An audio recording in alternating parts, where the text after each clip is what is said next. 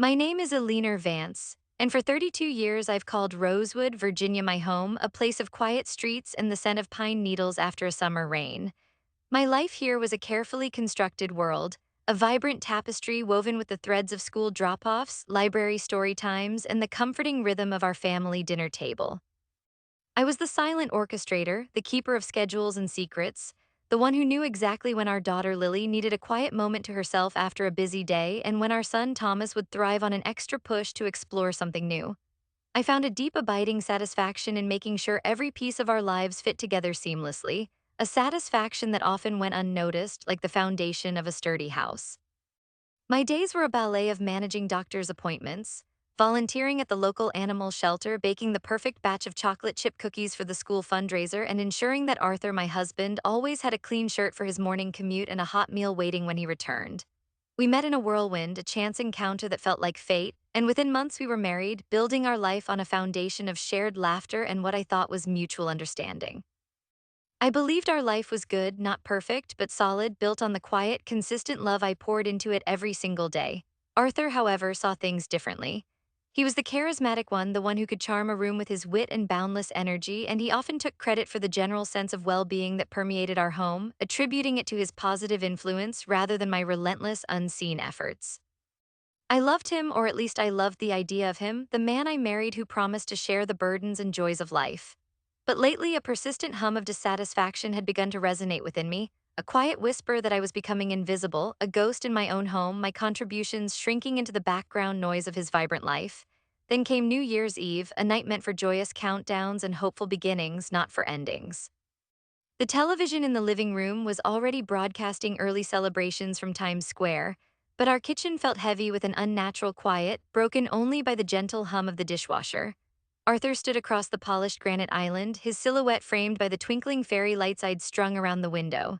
He pushed a crisp, legal-sized envelope across the counter towards me, his expression unreadable, almost placid. "Aliner," he began, his voice calm, too calm, "I want a divorce. I want to start the new year fresh." My heart hammered against my ribs, a trapped bird desperate to escape, but I kept my face smooth, betraying nothing. The words hung in the air, thick and suffocating, pushing against the festive spirit filtering in from the street where neighbors were already setting off small fireworks.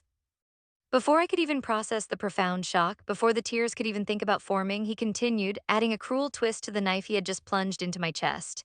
"And the children, Lily and Thomas, they should stay here with me. They need stability, a consistent home. My mother has offered to help out, and this is their home after all."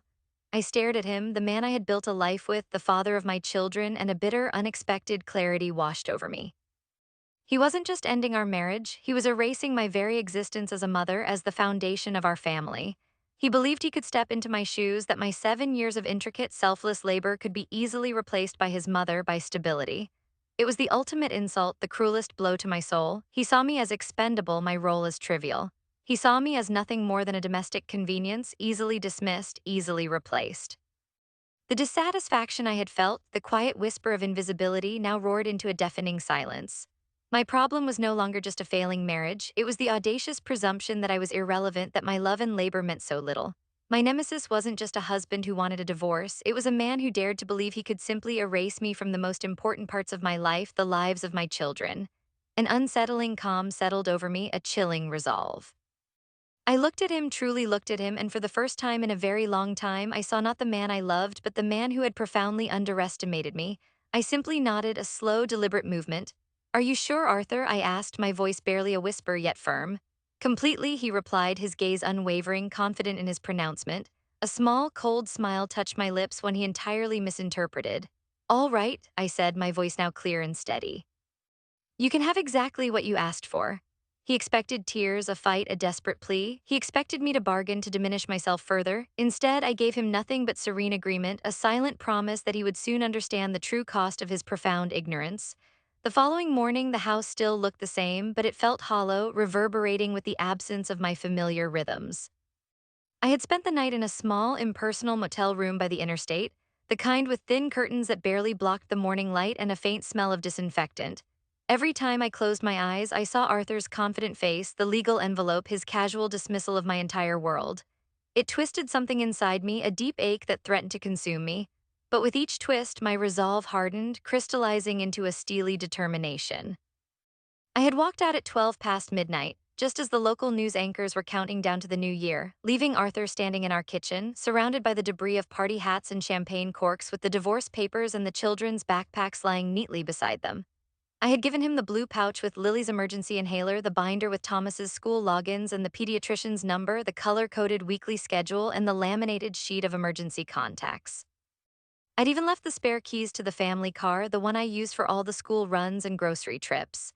He'd looked perplexed as I laid each item out, but I'd simply told him, "You wanted the children to stay here, Arthur. I'm just making it simple for you to manage their lives."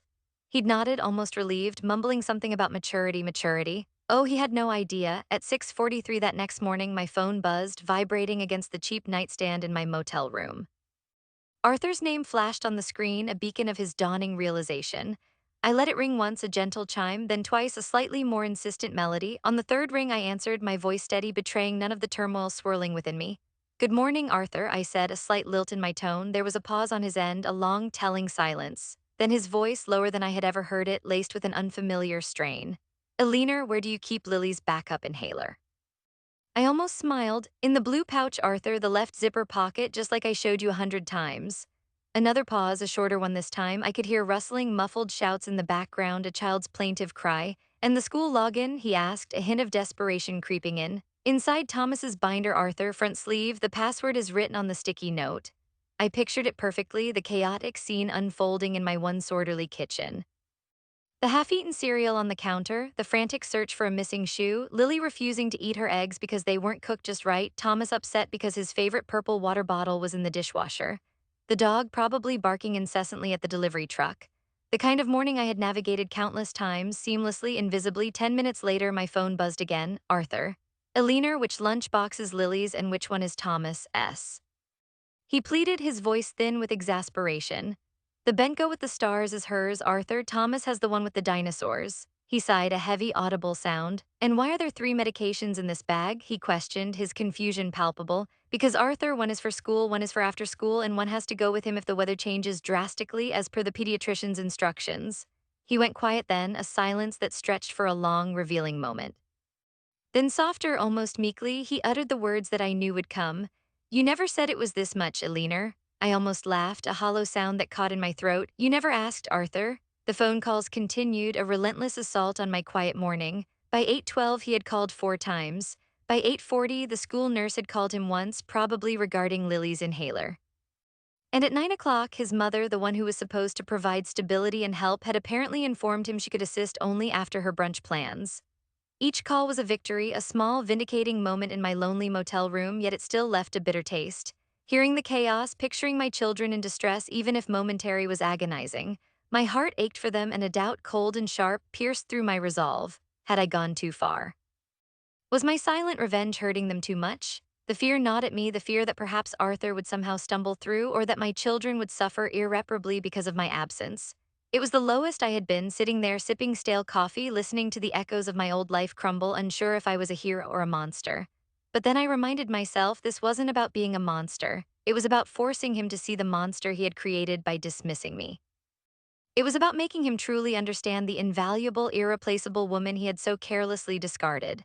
My resolve solidified once more, stronger than before, fueled by a renewed sense of purpose.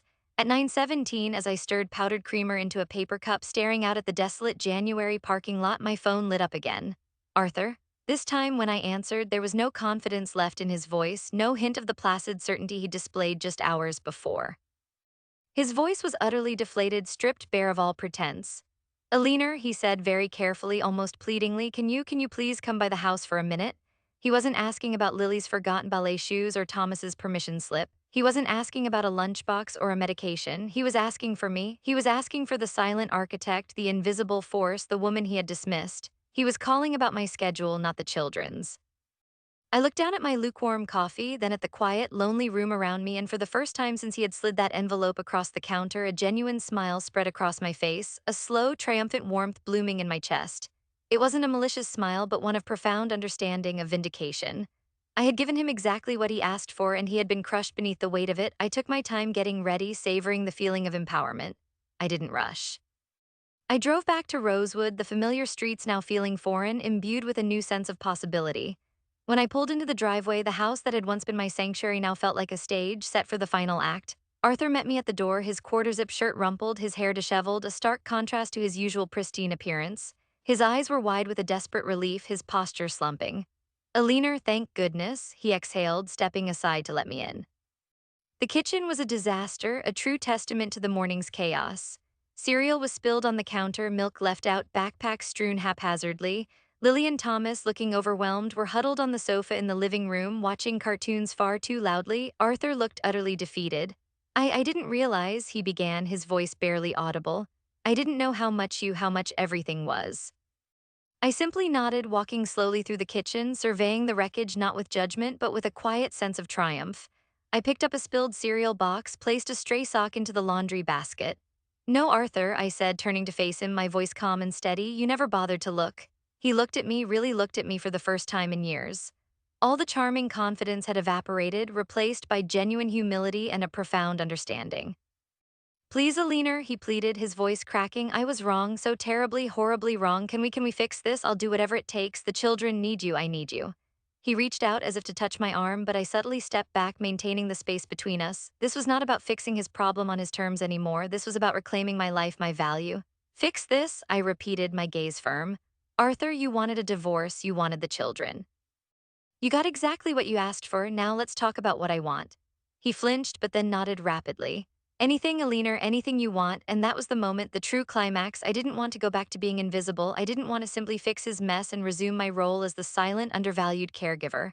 "I will agree to an amicable divorce, Arthur, with full primary physical custody of both Lily and Thomas," I stated, my voice clear and unwavering. His eyes widened, but he didn't argue. He had seen the abyss.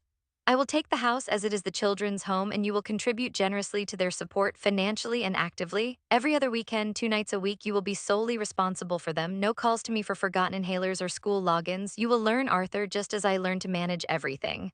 He nodded slowly, a profound understanding dawning in his eyes. He realized the poetic justice of it all. He had wanted the children, believing he could handle them without me. Now he would have them, but only on my terms, and he would have to face the daunting reality of managing their lives himself, truly sharing the burden he had once so casually dismissed. The man who wanted to be the fun parent would now have to be the primary parent, the one who knew the pediatrician's number by heart, the one who navigated the morning chaos alone. Arthur, broken and chastened, agreed to every one of my demands. The divorce proceeded smoothly, with a finality that brought a strange sense of liberation. I stayed in the house, my home, with Lily and Thomas. Arthur moved into a smaller apartment, and true to his word, he became the most hands-on, attentive father I could have imagined, albeit one who still occasionally called the school nurse in a panic. Our new normal was one of clear boundaries, shared responsibilities, and a newfound respect. My contributions were no longer invisible, they were explicitly recognized and valued. I had my children, my home, and my peace. I even started taking art classes at the local community center, something I'd always put off. I discovered a vibrant part of myself I hadn't known was dormant. I was fulfilled, whole, and finally seen. And as for Arthur, he often looked at me with a lingering sorrow in his eyes, a regret that seemed to etch itself deeper with each passing season. He occasionally hinted at a reconciliation, a second chance. He would say, "Alina, I still think about us, about what we had." I would simply smile, a knowing, serene smile that held no malice but boundless contentment. I had rebuilt my world, and it was better, stronger, more vibrant than before. Then, one sunny Saturday morning, while Arthur was picking up the children for his weekend, I answered a knock at the door. Standing there was a kind-eyed man from the animal shelter, dropping off some paperwork for a new volunteer project I was organizing. As we chatted, Lily and Thomas bounded out, excited to see their father. Arthur watched us from his car, a pang of something unreadable in his eyes as the charming man from the shelter laughed at one of Lily's jokes, then turned his warm gaze back to me, offering to help me move some supplies the following week. Arthur, in his quest to erase me from his life, had not only ensured my freedom and vindication, but he had unknowingly cleared the path for an entirely new chapter, one filled with genuine partnership and a visible, acknowledged love. My revenge was complete, not in his destruction, but in my own profound flourishing and the sweet realization that some endings truly are the most beautiful beginnings.